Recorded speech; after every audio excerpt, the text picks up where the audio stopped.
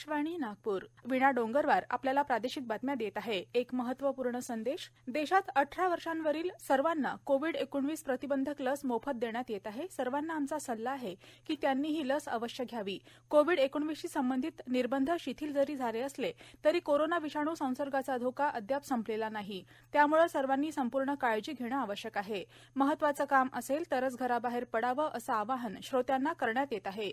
सुरक्षित राहण्यासाठी नाकातोंडावर मास्क लावावा, एकमेकांपासून सुरक्षित अंतर राखावं, हात आणि चेहरा स्वच्छ ठेवावा.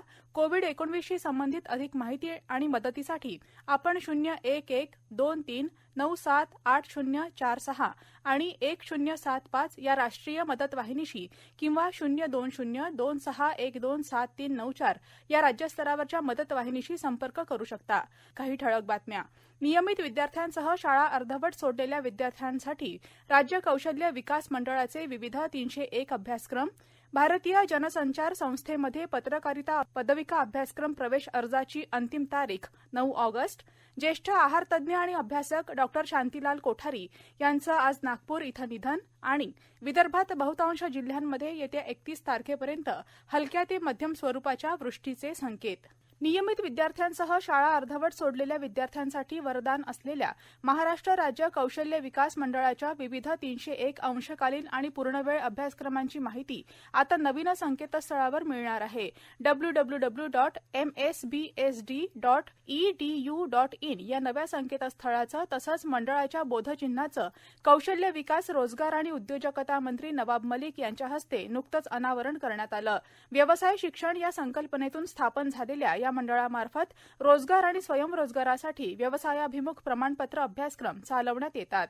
टोकियो ऑलिम्पिक स्पर्धेत भारताला पहिलं पदक मिळवून देणारी भारोत्तोलक मीराबाई चानू आणि तिचे प्रशिक्षक विजय शर्मा यांचं काल संध्याकाळी भारतात जोरदार स्वागत करण्यात आलं.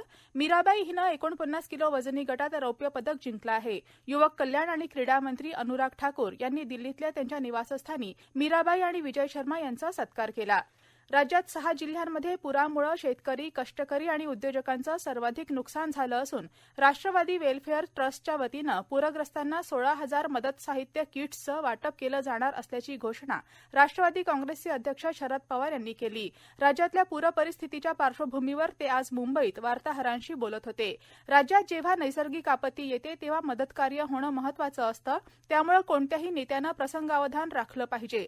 दौरे केल्यानं यंत्रणा त्यांच्यासाठी फिरवावी लागते, ते योग्य नाही. त्यामुळे ज्यांचा या भागाशी दैनंदिन संबंध नाही त्यांनी पूरग्रस्त भागांचा दौरा टाळावा असं आवाहनही पवार यांनी यावेळी केलं. राज्यपाल भगतसिंग कोश्यारी हे पूरग्रस्त भागाच्या दौऱ्यावर असून राष्ट्रपती रामनाथ कोविंद यांच्या सूचनेनुसार हा दौरा असल्याची माहिती राज्याचे विरोधी पक्षनेते देवेंद्र फडणवीस यांनी आज दिली.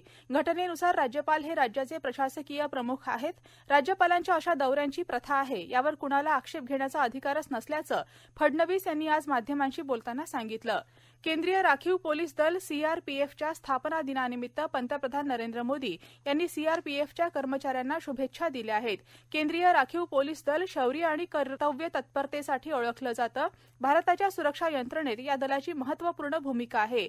राष्ट्रीय ऐक्यासाठी त्यांचं योगदान प्रशंसनीय आहे असं मोदी यांनी आपल्या ट्विटमध्ये म्हटलं आहे. दरम्यान गडचिरोलीच्या 192 बटालियनच्या छावणीत स्थापना दिवस पोलीस उपमहानिरीक्षक मानस रंजन यांच्या अध्यक्षतेखाली साजरा करण्यात आला. केंद्रीय माहिती आणि प्रसारण मंत्रालयाची पत्रकारिता जनसंवाद प्रशिक्षण संस्था, भारतीय जनसंचार संस्था IIMC इंग्रजी, हिंदी, मराठीसह इतर भारतीय भाषांमध्ये पत्रकारितेचा 1 वर्षीय पदविका अभ्यासक्रम राबवते. दरवर्षी अखिल भारतीय प्रवेश परीक्षेमार्फत विद्यार्थी अर्ज करून प्रवेश प्राप्त करू शकतात. सोमवार दिनांक 9 ऑगस्ट 2021 ही ऑनलाईन अर्ज करण्याची शेवटची तारीख असून प्रवेश परीक्षा रविवार दिनांक 29 ऑगस्ट रोजी होणार आहे. भारतात माध्यम आणि जनसंवाद शिक्षण क्षेत्रात IIMCचं मानांकन प्रथम क्रमांकाचं आहे. NTA नॅशनल टेस्टिंग एजन्सीतर्फे ऑनलाईन कॉम्प्युटर बेस्ड टेस्ट घेण्यात येईल. कोणत्याही विषयातील पदवीधर किंवा यंदा पदवीच्या शेवटच्या वर्षात किंवा सेमिस्टरमध्ये असलेले विद्यार्थी यासाठी अर्ज करू शकतात. अर्ज केलेल्या विद्यार्थ्यांकरिता प्रवेश प्रक्रियेविषयी संस्थेच्या प्राध्यापक आणि स्वतः NTA तर्फे वेबिनार घेऊन मार्गदर्शन केलं जाईल. महाराष्ट्रातील अमरावती इथं भारतीय जनसंचार संस्थेचं पश्चिम विभागीय केंद्र असून इथं मराठी आणि इंग्रजी पत्रकारितेचा पदव्युत्तर पदविका अभ्यासक्रम उपलब्ध आहे. मराठीकरिता एकूण 17 जागा उपलब्ध असून शासकीय नियमानुसार सर्व वर्गांसाठी जागा राखीव आहेत. सविस्तर सूचना, माहितीपत्रक, प्रवेश प्रक्रियेची सूक्ष्म माहिती भारतीय जनसंचार संस्थेच्या www.iimc.nic.in या संकेतस्थळावर उपलब्ध आहे. या प्रादेशिक बातम्या आपण आकाशवाणीच्या नागपूर केंद्रावरून ऐकत आहात. आमच्या सर्व केंद्रांवरील सर्व बातम्या ऐकण्यासाठी आणि ताज्या घडामोडी जाणून घेण्यासाठी Marathi news Nagpur all India radio या आमच्या YouTube वाहिनीला नक्की सबस्क्राईब करा. सोया मिल्कचे संशोधक, लाखोळी डाळ आणि मोहफूल जीवनावश्यक असल्याचं पटवून देणारे ज्येष्ठ आहारतज्ञ आणि अभ्यासक डॉक्टर शांतीलाल कोठारी यांचं वयाच्या 78व्या वर्षी आज नागपूर इथं निधन झालं. अकॅडमी ऑफ न्यूट्रिशन इम्प्रुव्हमेंट या त्यांच्या संस्थेतून त्यांनी लाखोळी डाळीपासून कोणताही धोका मनुष्याला नाही असं सिद्ध केलं. या डाळीवरील बंदी उठवावी या मागणीसाठी त्यांनी 40 वर्ष लढा दिला. महाराष्ट्र आणि केंद्र सरकारनं या डाळीवरील निर्बंध हटवले आहेत. राष्ट्रसंत तुकडोजी कॅन्सर हॉस्पिटलच्या निर्मितीत मोठं योगदान देणारे नागपूरकर डॉक्टर शांतीलाल कोठारी यांच्या निधनानं देशानं आणि विदर्भानं आधुनिक जॉर्ज वॉशिंग्टन कार्व्हर गमावला आहे, अशी प्रतिक्रिया नागपूरचे पालकमंत्री डॉक्टर नितीन राऊत यांनी ट्विटरवर दिली आहे. एक प्रामाणिक आणि ध्येयासक्त समाजसेवक म्हणून शांतीलालजी कायम स्मरणात राहतील, अशी प्रतिक्रिया केंद्रीय मंत्री नितीन गडकरी यांनी दिली आहे. व्यापाऱ्यांची संघटना असलेल्या नाग विदर्भ चेंबर्स ऑफ कॉमर्सच्या नेतृत्वात आज नागपुरात कोरोनाचे निर्बंध हटवा या मागणीसाठी बाईक आणि कार रॅली काढण्यात आली. या रॅलीत शेकडो व्यापारी सहभागी झाले होते. नागपुरात गेल्या 10 दिवसांपासून कोरोनानं एकाही मृत्यूची नोंद झाली नाही. याशिवाय पॉझिटिव्ह दरही फारच कमी असताना प्रशासनातर्फे व्यापाऱ्यांवर निर्बंध कायम ठेवले आहेत. हे निर्बंध व्यापार संपुष्टात आणणारे असल्यानं कोरोना निर्बंध हटवावेत, अशी मागणी नागपुरातील व्यापाऱ्यांनी केली आहे. तसंच नागपुरात पहिल्या श्रेणीचे निर्बंध अशी मागणीही NVCCचे अध्यक्ष अश्विन मिहाडिया यांनी केली आहे. नागपुरातील कोरोना संसर्गाचं लक्षणीयरित्या कमी झालेलं प्रमाण, विविध छोटे व्यवसायी आणि दुकानदारांची हलाखीची स्थिती आणि त्यांचा वाढत असलेला रोष पाहता नागपुरात निर्बंधांमध्ये तातडीनं शिथिलता देण्यासंदर्भात विरोधी पक्षनेते देवेंद्र फडणवीस यांनी मुख्यमंत्री उद्धव ठाकरे यांना पत्र लिहिलं आहे. कोरोना महामारी काळात लागलेल्या टाळेबंदीमुळे सर्वच क्षेत्र डबघाईला आलेले असताना वित्तीय क्षेत्रात मात्र मोठ्या प्रमाणात बदल घडून आले. नेट बँकिंग, डिजिटल बँकिंग सारख्या सुविधा ग्रामीण भागापर्यंत पोहोचल्या. आर्थिक व्यवहारांचं मोठ्या प्रमाणावर डिजिटलायझेशन झाल्यामुळे वित्तीय रोजगाराच्या भरपूर संधी उपलब्ध झाल्या असून त्याच्या परिणामस्वरूप देशाच्या अर्थव्यवस्थेला स्थैर्य प्राप्त होऊ शकतं, असं मत centre for investment education and learning मुंबईचे लीड ट्रेनर सिद्धांत अग्रवाल यांनी व्यक्त केलं. सीपीएन बिरार ES कॉलेज नागपूर आणि centre for investment education and learning Mumbai यांच्या संयुक्त विद्यमानं महामारीच्या परिस्थितीत नोकरीच्या संधी या विषयावर काल ऑनलाईन वेबिनारचं आयोजन करण्यात आलं होतं. त्यावेळी ते बोलत होते. बुलढाणा जिल्ह्यात आज नवे 6 कोरोनाबाधित आढळले तर सध्या 22 सक्रिय रुग्ण उपचार घेत आहेत. वाशिम जिल्ह्यात आज 3 नवे कोरोनाबाधित आढळले तर 3 जणांना रुग्णालयातून सुट्टी देण्यात आली. सध्या 49 सक्रिय रुग्णांवर उपचार सुरू आहेत. गडचिरोली जिल्ह्यात आज 10 रुग्ण कोरोनामुक्त झाले तर 7 नवीन कोरोनाबाधित आढळले. भंडारा जिल्ह्यात आज कोरोना पॉझिटिव्ह रुग्णसंख्या 1 असून आज बरे झालेल्या रुग्णांची संख्या निरंक आहे.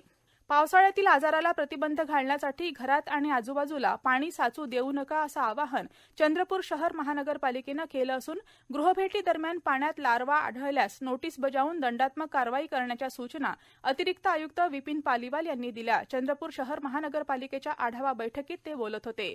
संत गाडगेबाबा अमरावती विद्यापीठातर्फे नागोरावजी जयरामजी मेटकर स्मृती प्रित्यर्थ श्री संत गाडगेबाबा सामाजिक कार्य पुरस्कार 2021 प्रदान करण्यात येणार आहे. हा पुरस्कार गाडगेबाबांच्या विचारांशी बांधील असणारी राज्यातील व्यक्ती किंवा संस्थेला देण्यात येतो. पुरस्कारासाठी एखाद्या व्यक्तीनं किंवा संस्थेनं स्वतःहून नाव सादर करणं किंवा दुसऱ्या एखाद्या व्यक्तीची किंवा संस्थेची पुरस्कारासाठी शिफारस करणं किंवा नाव सुचवणं अशा दोन्ही पद्धतीनं नामांकन अर्ज स्वीकारण्यात येतील. संस्था किंवा व्यक्तिगत आवेदकांनी पुरस्काराकरिता निश्चित केलेल्या निकषानुसार सामाजिक क्षेत्रात कार्य केल्याचा पुरावा 30 सप्टेंबर 2021 पूर्वी कुलसचिव संत गाडगेबाबा अमरावती विद्यापीठ अमरावती यांना पाठवणं आवश्यक आहे. रेशीम संचालनालयात कर्तव्यावर असताना कोविडमुळे मृत्यू पावलेल्या अधिकारी कर्मचाऱ्यांच्या कुटुंबियांना आर्थिक मदत करण्यात आली. संचालक भाग्यश्री बानायत यांच्या हस्ते आज एका छोटेखानी कार्यक्रमात ही मदत कुटुंबियांना सुपूर्द करण्यात आली. रेशीम संचालनालयात राज्यभर 379 अधिकारी कर्मचारी कार्यरत आहेत. त्यापैकी कोविडमुळे 2 कर्मचाऱ्यांचा मृत्यू झाला. संचालनालयातील सर्व कार्यरत अधिकारी कर्मचाऱ्यांनी संवेदना जपत सहकाऱ्यांसाठी 1,08,000 एवढा निधी संकलित केला. गुरुनाथ रंभापुरे लातूर आणि तानाजी शिर्के कोल्हापूर यांच्या कुटुंबियांना ही आर्थिक मदत विभागून देण्यात आली. पश्चिम महाराष्ट्रातील पूरपरिस्थिती लक्षात घेता नागपूर जिल्ह्यातील नदी नाले, धरणं तसंच तलाव आदींबाबत योग्य काळजी घ्यावी, तालुका स्तरावर आपत्ती व्यवस्थापन यंत्रणा सक्रिय आणि 24 तास सुरू आणि सतर्क ठेवावी असे निर्देश नागपूरच्या जिल्हाधिकारी विमला आर यांनी आज दिले. आंतरराज्य संपर्क ठेवण्यास देखील त्यांनी आपत्ती व्यवस्थापन विभागाला सांगितलं आहे. यजमान श्रीलंका आणि भारत या दोन देशांदरम्यान आज रात्री 9 वाजता सुरू होणार असलेला दुसरा आंतरराष्ट्रीय झटपट क्रिकेट सामना कृणाल पांड्या हा भारतीय खेळाडू कोरोना पॉझिटिव्ह आढळल्यामुळे एक दिवस पुढे ढकलण्यात आला आहे. विदर्भात बहुतांश जिल्ह्यांमध्ये येत्या 31 तारखेपर्यंत हलक्या ते मध्यम स्वरूपाच्या वृष्टीचे संकेत हवामान खात्यानं दिले आहेत. 31 तारखेला नागपूर, भंडारा, गोंदिया, चंद्रपूर इथं तुरळक ठिकाणी जोरदार पाऊस होण्याची शक्यता आहे. नागपुरात आज दिवसभर ढगाळ वातावरण होतं आणि दुपारनंतर मध्यम स्वरूपाचा पाऊस काही ठिकाणी झाला. दरम्यान गोसीखुर्द धरण पाणलोट क्षेत्रात सतत मुसळधार तर कुठं संततधार पाऊस सुरू असल्यानं भंडारा जिल्ह्यातील पवनी तालुक्यातील गोसीखुर्द धरणाचे दरवाजे सलग 5व्या दिवशीही उघडे ठेवण्याचा निर्णय गोसीखुर्द प्रशासनानं घेतला आहे. सध्या धरणाचे 11 दरवाजे अर्ध्या मीटरनं उघडले असून नदीकाठावरील लोकांना सतर्क राहण्याचा इशारा देण्यात आला आहे. शेवटी पुन्हा काही ठळक बातम्या. नियमित विद्यार्थ्यांसह शाळा अर्धवट सोडलेल्या विद्यार्थ्यांसाठी राज्य कौशल्य विकास मंडळाचे विविध 301 अभ्यासक्रम. ज्येष्ठ आहार तज्ज्ञ आणि अभ्यासक डॉ. शांतीलाल कोठारी यांचं नागपूर इथं निधन. आणि विदर्भात बहुतांश जिल्ह्यांमध्ये येत्या 31 तारखेपर्यंत हलक्या ते मध्यम स्वरूपाच्या वृष्टीचे संकेत. आकाशवाणीच्या नागपूर केंद्रावरील प्रादेशिक बातमीपत्र संपलं. नमस्कार.